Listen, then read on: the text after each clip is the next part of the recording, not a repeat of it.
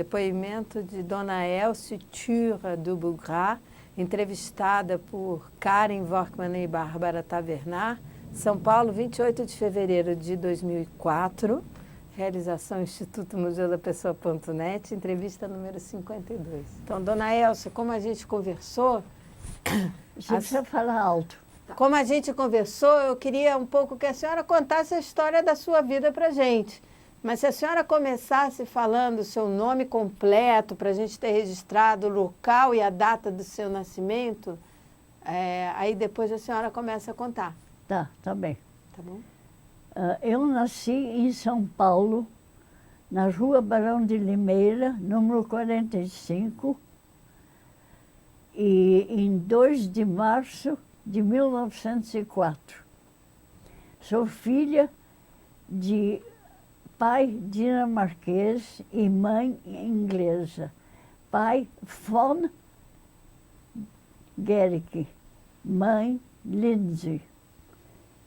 Ambas famílias de muito realce social. E eles estavam no Brasil por quê, Dona Elce? Olha, meu pai era um antropólogo. Ele tinha sido mandado da Dinamarca para a África para catar insetos e fazer uma coleção de borboletas. Ele fez tudo o que ele tinha que fazer, mandou a coleção para a Dinamarca, mas não quis voltar para a Dinamarca. Naquele tempo falava-se muito do Brasil. Ele então resolveu vir ao Brasil. E chegou aqui, ele ficou espantado, porque era proibido ao estrangeiro trabalhar. E ele precisava trabalhar para poder viver, logicamente. Uhum. Então, o que ele fez? Ele se naturalizou brasileiro. Em vez de Wilhelm, ele se chamou Guilherme. Guilherme Gericke. E ele trabalhou então com o quê, Dona Elce? Então, ele começou a trabalhar com couro, porque ele era um conhecedor de couro. Ele trabalhou com couro e fez uma fortuna. Ele fazia o quê com couro? Vendia. Ele comprava o couro no interior de São Paulo e do Brasil, não é? E vendia para as lojas que faziam calçados, que faziam uso do couro, não é? E ele ficou riquíssimo com isso aí.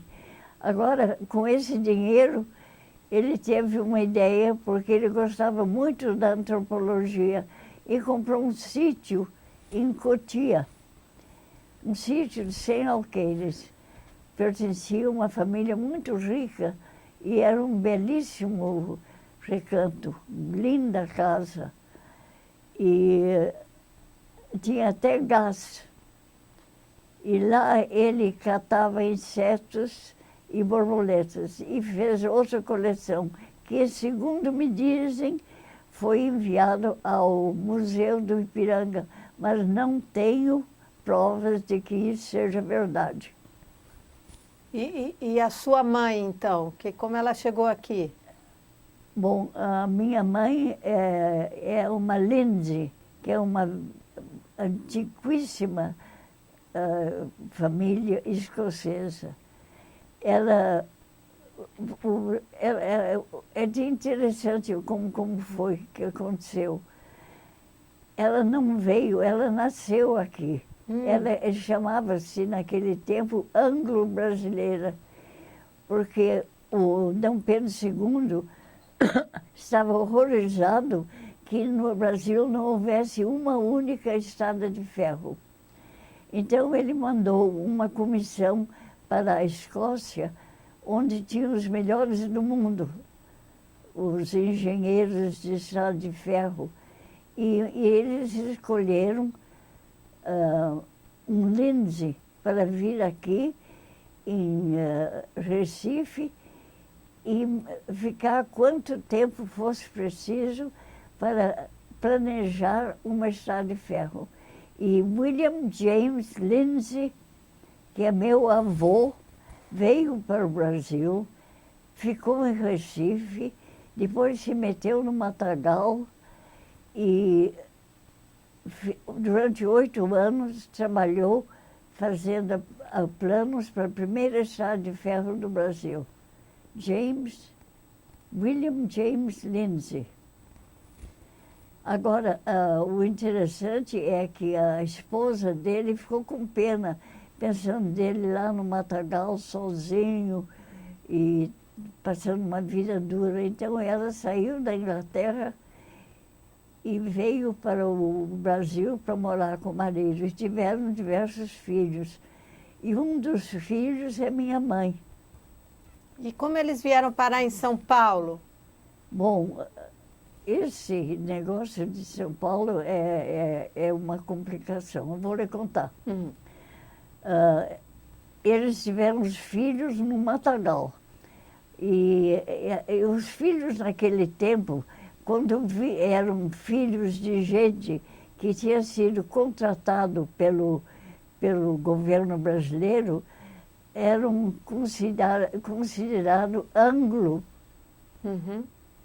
Anglo-brasileiro, não brasileiro nem inglês, anglo-brasileiro. Então, minha mãe, que nasceu no Recife, era considerada anglo-brasileira.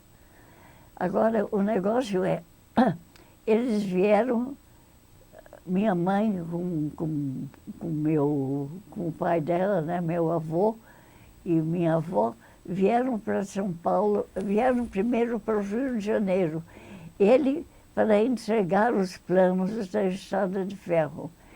E lá o imperador ficou muito satisfeito, pediu para ele fazer o levantamento da Ilha do Governador. E ele fez isso. Mas aí veio o Império cessou e veio a República e o jeito dele ganhar dinheiro e fazer modos de vida cessou. E aí? Aí minha mãe ficou morando aqui em São Paulo. E aqui ela ficou conhecendo meu pai e eles casaram. E a senhora conhece a história, como eles se conheceram? Não. E aí eles... Não, conheço sim, verdade, bobagem minha. O negócio é que meu pai já era casado e tinha 2 filhas. E as 2 filhas iam para o Mackenzie e a escola americana. E minha mãe era professora lá. A senhora quer água? Não, obrigada. Ela era professora lá. Então ela ficou conhecendo meu pai através das filhas. E ele era muito mais velho do que ela, mas ele namorou-se dela e casaram. E aí, quantos filhos eles tiveram, dona Elsa? Eles tiveram a mim e a meus 2 irmãos, Hjalmar e William. E aí, a senhora, como é que foi? Assim, a senhora é a mais velha? Não, eu sou mais nova. Eu sou mais nova. E enquanto meu pai estava vivo, ia dar um pouquinho de água.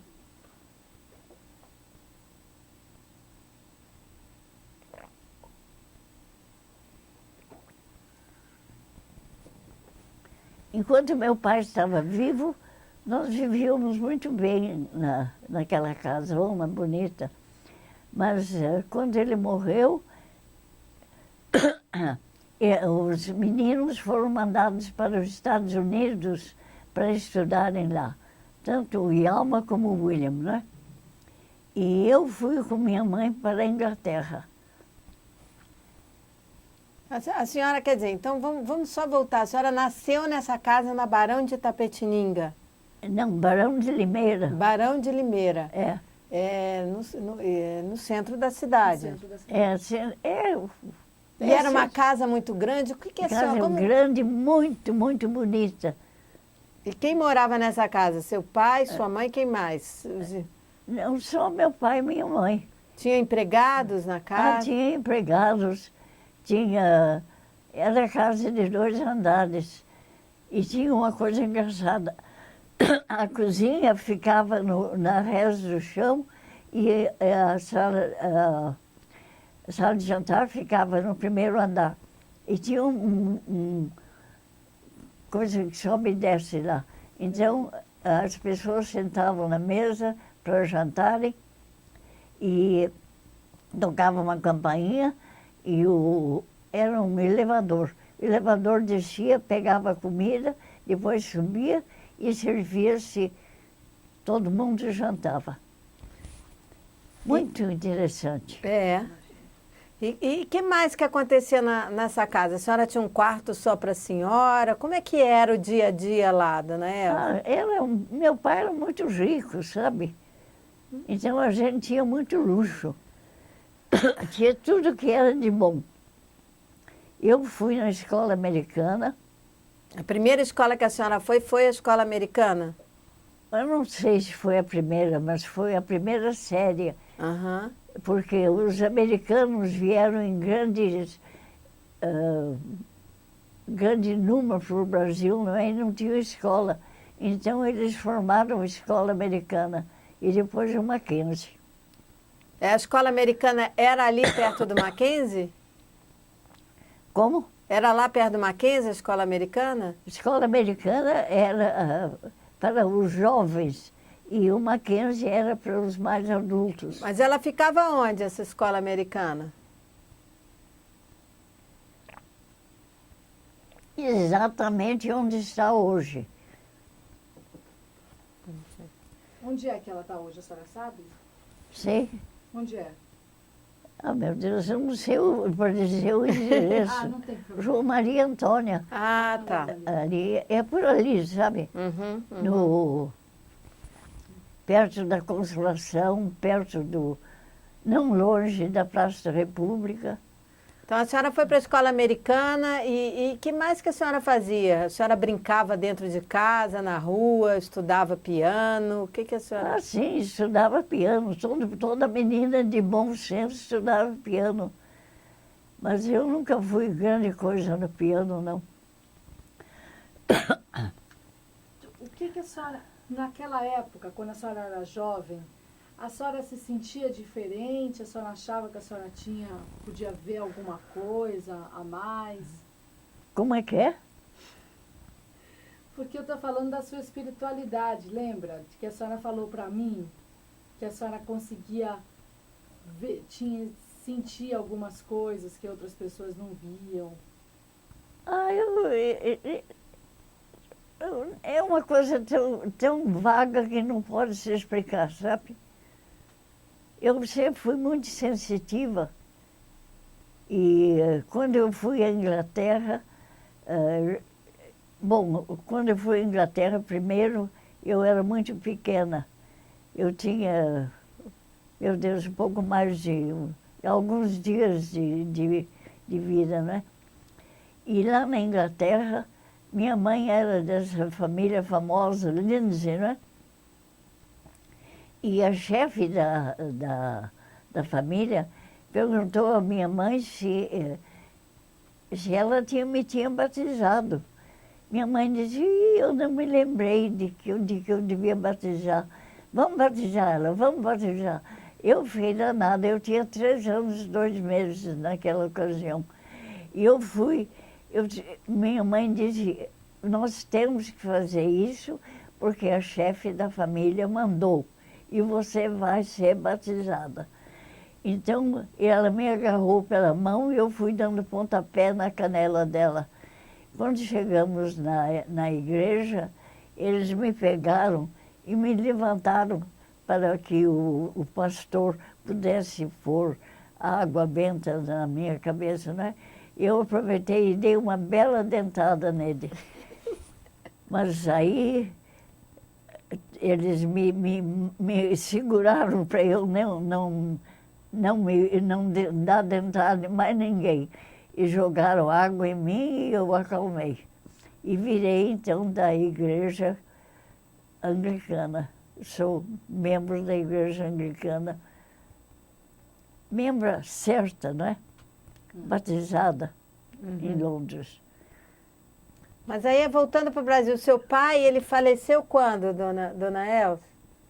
Olha, filha, eu não posso dizer para você. Ele está enterrado, se vocês querem saber, no cemitério da Consolação, na parte protestante. Mas a senhora era criança? Quando ele morreu? É. Era. E aí a senhora foi para a Inglaterra e seus irmãos para os Estados Unidos? Foi isso que aconteceu? Quando ele morreu, meus irmãos foram para os Estados Unidos estudar. E um deles se formou e o outro foi um cameraman em Hollywood. O que estudou para ser engenheiro era engenheiro de represas. E ele foi por todo mundo criando represas, até onde tem essa guerra agora. Sabe essa guerra que tem? No Iraque? O Iraque. Até lá ele foi. E a senhora ficou na Inglaterra, então, com a sua mãe? Eu fiquei. Quanto tempo? Ficou muito tempo lá? Fiquei. Eu fui na escola. A senhora cresceu lá, então? Cresci lá. Cresci lá, mas depois minha mãe teve que vir para cá porque ela tinha propriedades, né? Então eu vim, fiquei aqui um pouco tempo, depois voltei para a Inglaterra e lá me formei jornalista no Women's Institute. Women's Institute, Instituto de Mulheres. E aí, depois que a senhora se formou, a senhora ficou lá trabalhando? O que aconteceu? Não, aí minha mãe tinha que voltar para cá porque ela tinha... As propriedades dela estavam sendo muito maltratadas pelos inquilinos. E todo mundo disse, você não pode deixar suas propriedades assim jogadas, que você vai perder tudo que você tem. Então, minha mãe decidiu voltar e eu voltei junto com ela. E aí, a senhora tinha mudado muito São Paulo? A senhora... Como que foi voltar? Não, eu não... Naquele tempo não era muito reparadora, não. Não? Não. E a senhora... Nós fomos morar na casa da minha mãe, que minha mãe tinha, né? Que era perto do Brahma, onde tem o Brahma, tem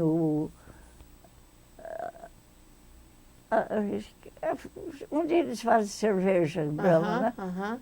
E aí a senhora já estava formada nessa época? Já estava, eu tinha me formado na Inglaterra, né? E aí a senhora voltou e ficou fazendo o que aqui, dona? Mas aqui minha mãe não queria saber de negócios de jornalismo. Eu me formei em jornalismo e também em taquigrafia, porque naquele tempo não existiam esses aparelhos que gravam o que a pessoa diz, né? Então, eles ensinavam taquigrafia e eu me formei em taquigrafia, de modo que eu tenho o meu diploma registrado no Largo da Sé, aqui em São Paulo, de taquígrafa. E aí a senhora começou a trabalhar como taquígrafa? Eu queria trabalhar como jornalista. Minha mãe disse não, nada de jornalismo. Jornalismo é sujeira, é só crime, é roubo, é porcaria.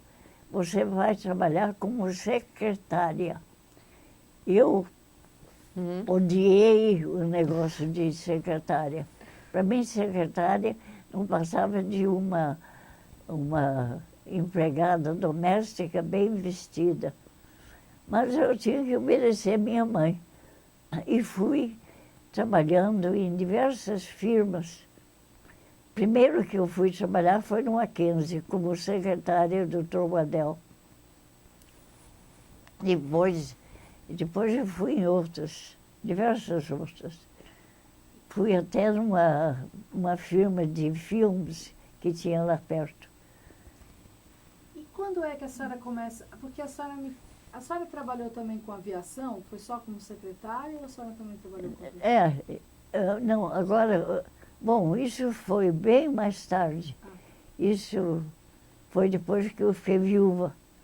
Ah, tá. Que depois Então vamos voltar. A senhora estava trabalhando como secretária. eu trabalhei como secretária odiando a coisa toda, né? Uhum. Mas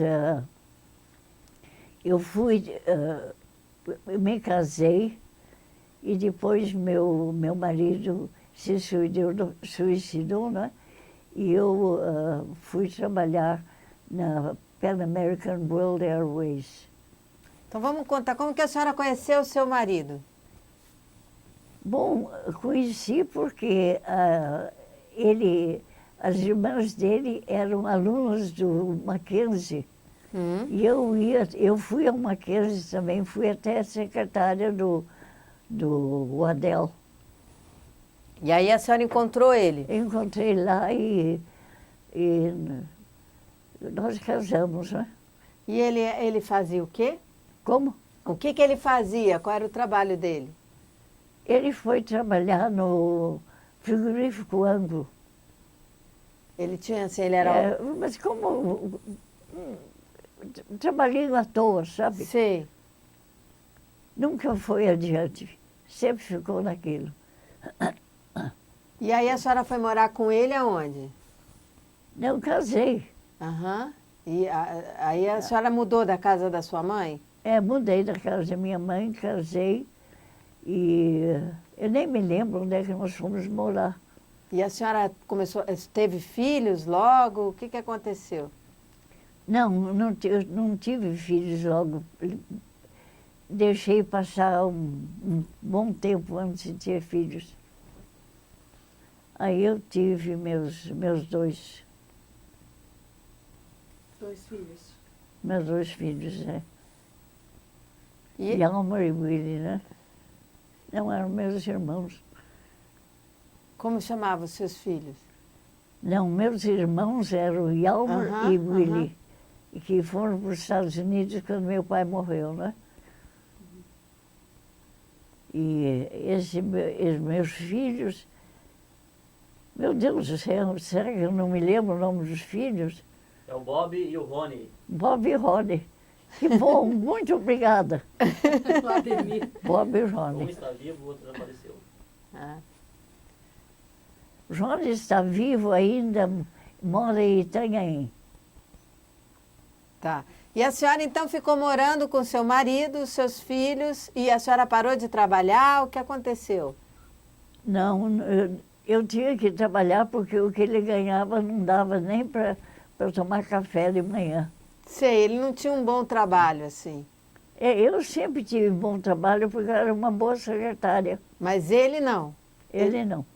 Ele ficou 20 anos no frigorífico Anglo. E a senhora se dava bem com ele? Era boa a sua vida com ele ou não? Era boa, sim, era boa. Ele era uma pessoa, a senhora gostava dele? Eu não digo que eu amava, não, mas eu respeitava. Eu acho que a gente, quando casa, tem obrigação de se dar bem com o marido. E eu obedeci essa obrigação. E ele se suicidou por quê? Olha, ninguém sabe. Foi um mistério. Ninguém sabe por quê. E aí a senhora, os seus filhos eram pequenos ainda? Não, já eram grandes. Uhum. Que idade que eles tinham? Não me lembro. Não. A senhora lembra que idade a senhora tinha? Meus filhos, Não, a senhora. Que idade a senhora tinha? eu não me lembro agora, Bom, sabe? mas depois que ele morreu, a senhora foi trabalhar... Eu tinha que trabalhar, né? Foi. E trabalhei em boas firmas, né? Mas aí a senhora falou que depois que ele morreu, a senhora ia trabalhar na companhia aérea. Eu fui trabalhar numa companhia aérea e viajei muito, porque na companhia aérea eles vendiam passagens para grupos de pessoas, iam, digamos, 10 pessoas, né? E as pessoas não, elas viajavam, mas pagavam uma vez e depois sumiam e não pagavam mais. E a Pan American estava quase na falência por causa disso. Então o gerente me chamou e disse: Miss Elsie, a senhora é uma mulher muito inteligente, me diga o que é que eu posso fazer para tirar a Pan American da dificuldade que ela está. E eu então pensei, bolei um sistema. Eu fui procurar tudo sobre a pessoa. E eu ia na casa onde eles moravam, falava com os vizinhos. Depois, olha, é muito complicado demais para estar explicando, sabe? Mas o fato é que eu recebi até o último níquel Dos passageiros. dos passageiros. E isso no Brasil e fora do Brasil também? Fora do Brasil também. Foi por isso que a senhora viajou muito? Não, não foi só por isso, mas geralmente porque eles compravam a passagem e chegavam num certo lugar, em vez de eles irem adiante, onde eles deviam ir, tinham comprado a passagem, eles vendiam a passagem e compravam com outra companhia para ir para outro lugar. Uhum. Então eles viajavam pelo mundo inteiro. Uns iam para o Japão, outros iam para a China. Eles iam espalhados, né? Uhum. Eles faziam isso propositalmente. E a senhora ia atrás, então? Ia atrás e dava a intimação de que eu tinha encontrado eles e eles tinham que pagar o que deviam. E todos eles pagaram, sem exceção de um único. Eu encontrei foi muito interessante, encontrei num deserto. Ele tinha umas casas, era uma espécie de favela, e tinha uma casa, uma casa sabe como é casa de favela, né? E a casa de favela tinha um andar superior. E quando eu chamei, fulano de tal, eu sabia que ele estava lá porque eu tinha descoberto, né? Ele pôs a cabeça para lá. Disse: o que é? Eu digo: aqui está para você voltar para sua terra e pagar o que você deve. E ele fez o quê? Pagou. Simplesmente pagou. Mas ele morava naquele cubículo em cima da favela, do coisa. E é interessante, quando eu sabia que ele estava lá, porque eu tinha descoberto, né? Eu falei com o homem que cuidava da favela, porque a favela era toda cercada, não deixava a gente entrar. E ele disse para mim: o senhor não pode entrar lá dentro, é muito perigoso.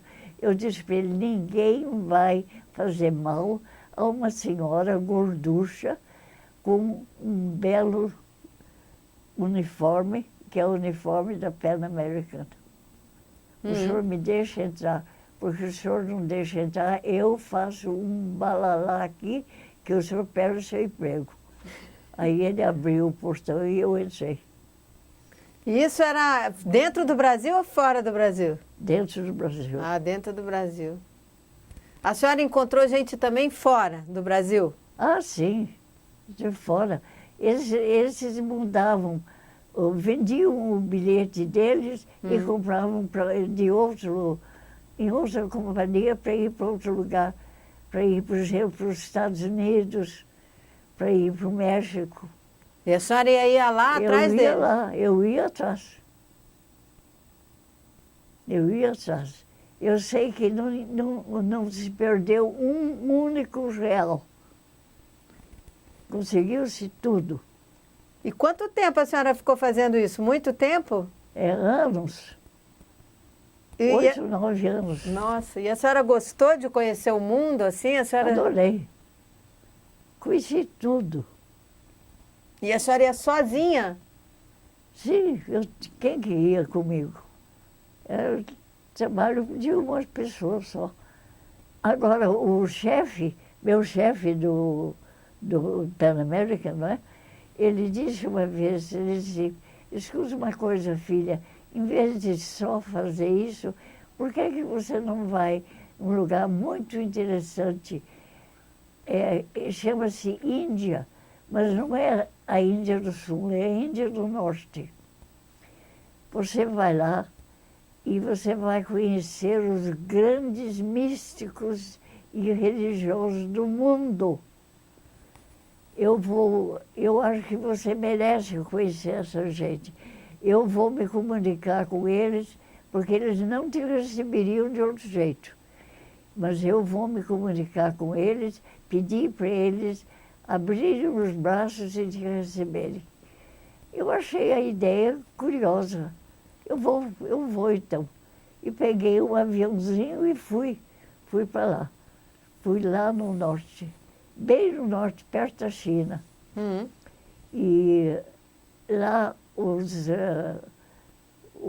religiosos de lá já estavam preparados para me receber. E me receberam maravilhosamente bem. Eu fiquei bastante tempo lá, conhecendo eles, entrando nos templos. E é proibido para um não religioso entrar num daqueles templos, mas eles me deixavam. Eu entrava em tudo, até no templo dos macacos. Eu entrei lá. E o que a senhora aprendeu? O que mudou na sua vida? O que aconteceu lá? O que eu aprendi foi o passe Ho Chi Minh.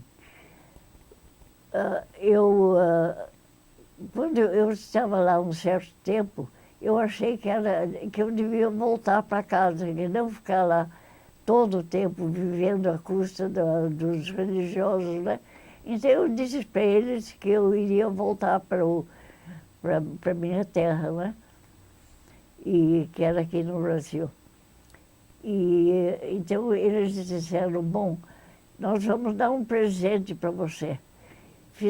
Pegaram as mulheres do círculo lá, fizeram elas um círculo assim, me puseram no meio e me ensinaram o Ho Chi Minh, o passe Ho Chi Minh. Como se faz o passe, o que se toca primeiro, como se toca, o que se faz. A parte física do Ho Chi Minh. Mas depois, eles disseram, agora eu vou ensinar para vocês a parte mágica. Essa é que é importante.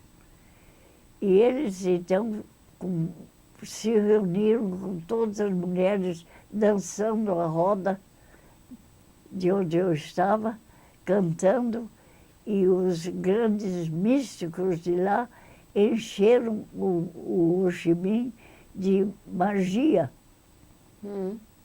E é por isso que o passe Ho Chi Minh faz tanto bem, porque ele não é só um passe físico, ele é um passe mágico. Gostaram? Muito. O que tem de mágico? A senhora consegue explicar para a gente? Não posso, porque a magia é uma coisa inexplicável. Eles puseram a magia lá dentro. Certo. Como fizeram, o que é a magia, eu não sei. Mas a senhora hoje, quando dá o passe, a senhora põe magia também? A senhora... Não, o passe que eu tenho está já cheio vem de com a magia. Não, o meu passe está cheio de magia. Eu não perdi o passe. Não perdi a magia. Quando eu dou um passe, eu dou com a magia. Certo. Então as pessoas sentem bem, sentem calmas, se estão brigando, entram em paz. É um passe extraordinário. É um passe que vem lá da Índia, desse lugar? Ele foi criado exatamente. por esses religiosos? É. E foi engraçado, perto de lá, eu andei de elefante. Foi mesmo? É. E o elefante ia pum, bum, bum, bum. E ele jogava a tromba para cima de mim. Muito pouca gente desse mundo andou de elefante, mas eu andei e tenho muito orgulho em dizer isso. E a senhora ficou morando dentro do templo com os religiosos? Aonde a senhora morava quando estava lá? Quando eu estava lá, eu morava com eles. E quanto tempo foi isso? Filha, eu não posso te dizer, sabe? Foi bastante tempo, mas eu não posso dizer quanto tempo, porque eu não marcava as coisas. Vou dizer 8 meses, 10 meses. Foi bastante tempo, sabe? Uhum. Bastante tempo mesmo. Também para eu conseguir a magia que eu consegui lá, não é de um dia para o outro que você consegue. Uhum. A senhora, e mesmo assim, a senhora aprendeu ou começou a meditar também, a fazer essas outras práticas? Sim, fazia tudo que eles faziam, que os grandes místicos faziam. Se eles meditavam, eu meditava junto, eu entrava no templo, meditava, eu seguia a religião deles. E tinha outras mulheres lá com a senhora ou eram só homens?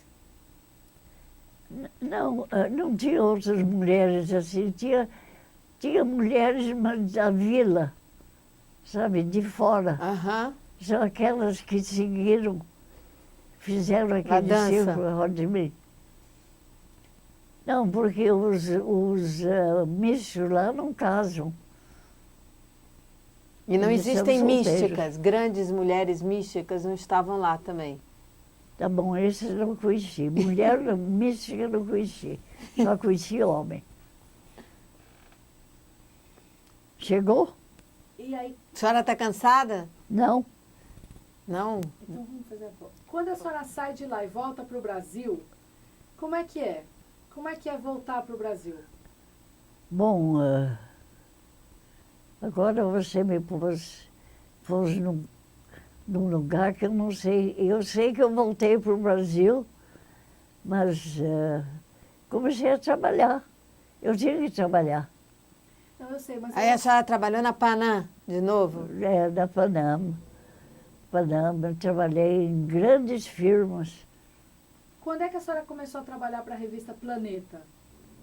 Há 30 e tantos anos atrás. Até a Planeta, eu era jornalista, mas como eu digo, minha mãe não gostava de jornalismo, mas eu era muito teimosa. Eu queria ser jornalista. Então, eu soube que tinha um homem chamado Loyola, e ele escrevia, gostava de escrever artigos. E eu tinha muita experiência na Inglaterra e nos lugares que eu tinha viajado com escrever artigos. Então eu fui com ele e ao Loyola e ofereci um artigo. E ele, pegou na hora, gostou muito. Então continuou me pegando sempre meus artigos e publicando, né? E pouco a pouco esse coisa de freelance, né, que eles chamam freelance, foi fechando e se tornando uma revista, e era a revista Planeta. E a senhora escrevia artigos sobre o quê? Como? Os artigos eram que assuntos, os artigos? Sobre magia. Eu só escrevo sobre esse assunto. Magia, coisas.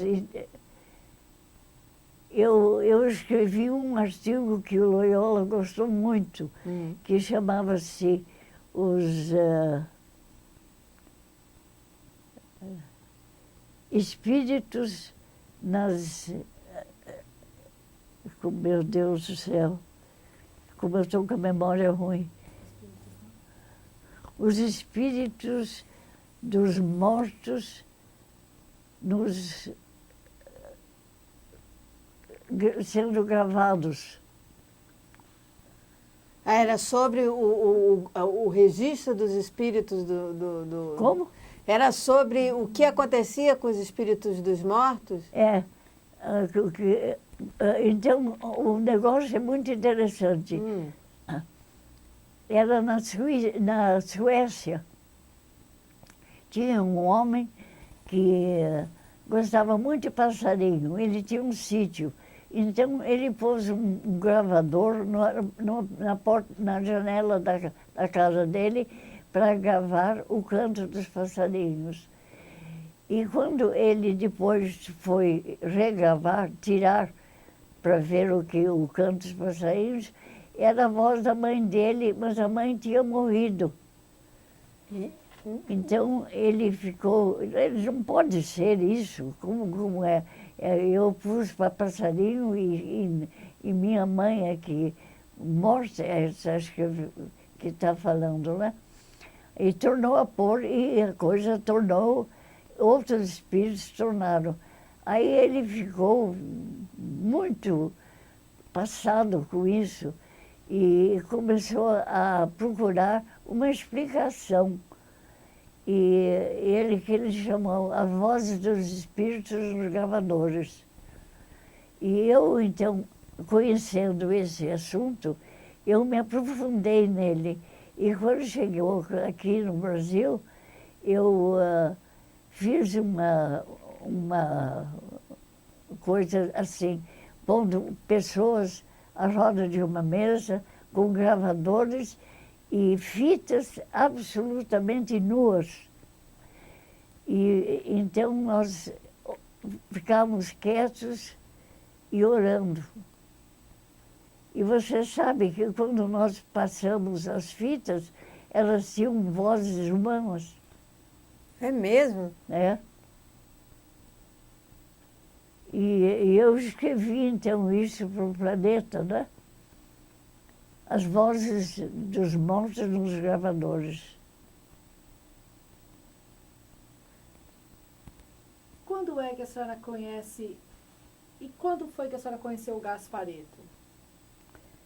O Gaspareto, quando eu conheci? Como a senhora conheceu? Olha, eu nem me lembro mais, sabe? Eu sei que conheci, nós íamos... Olha, eu sinto muito, mas não sei dizer, sabe? Mas quem era o Gaspareto? O que ele fazia? A senhora...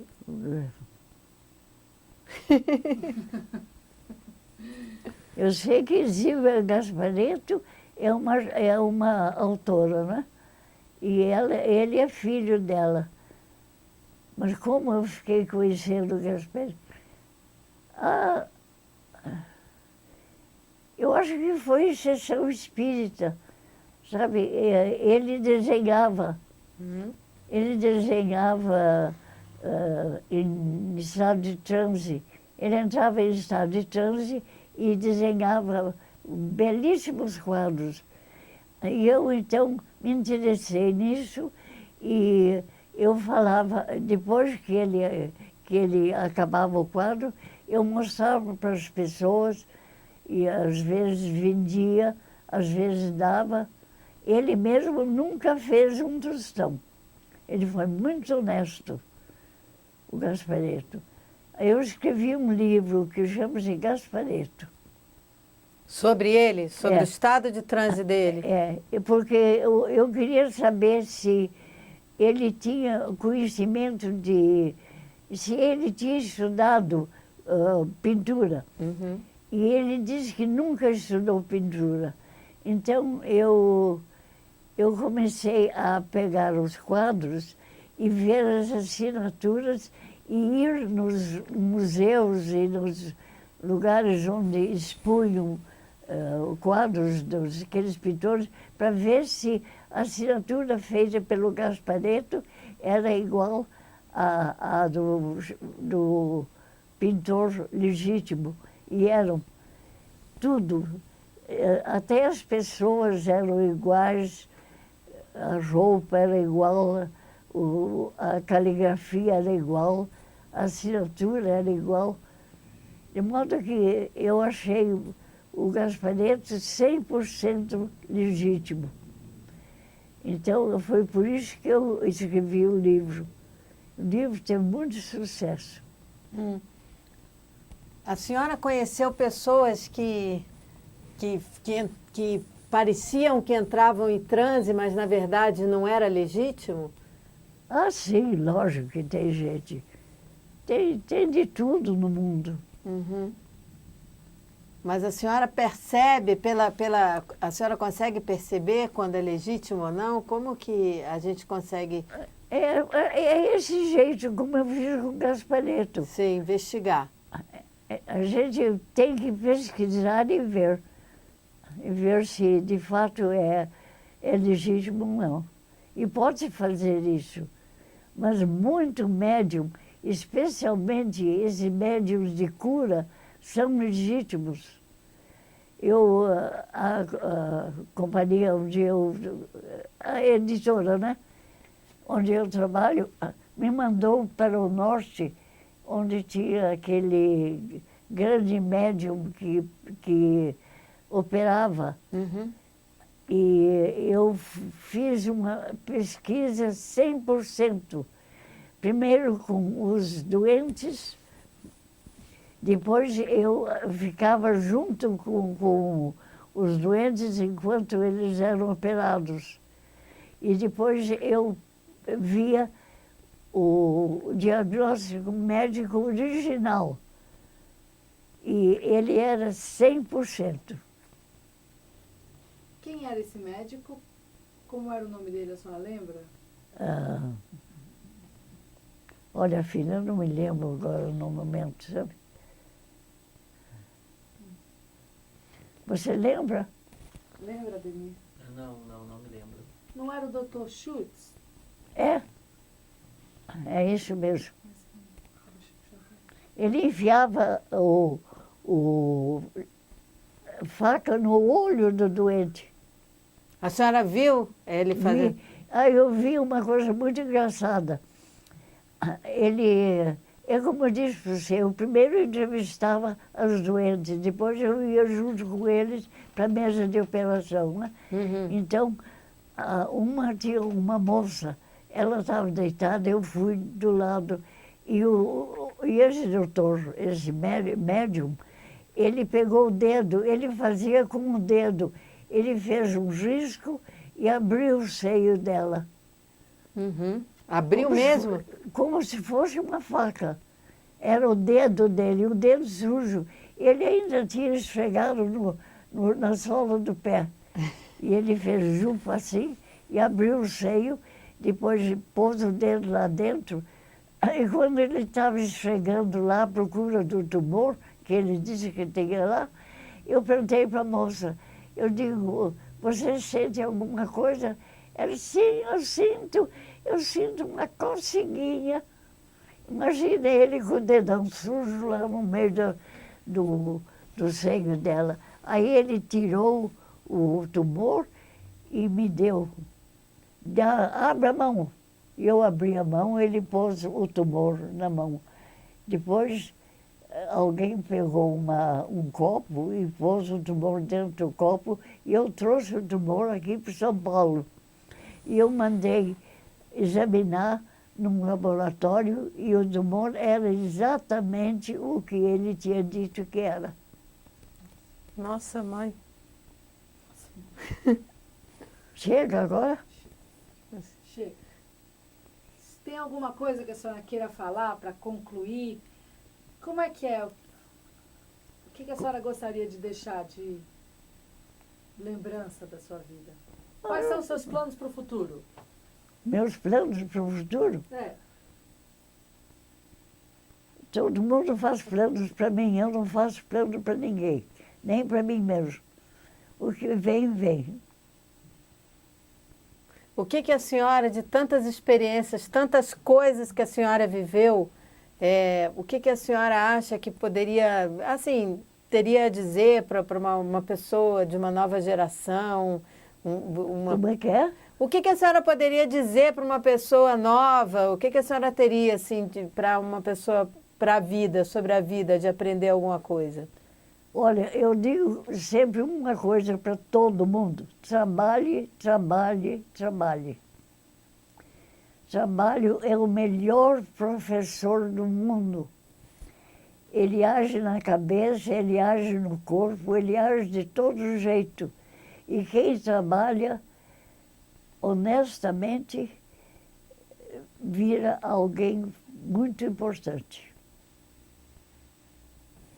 Chega? Tá ótimo. Tá ótimo. Muito obrigada, dona Elza. Obrigada, dona Elza. De nada, minha filha. Dá mais água aí.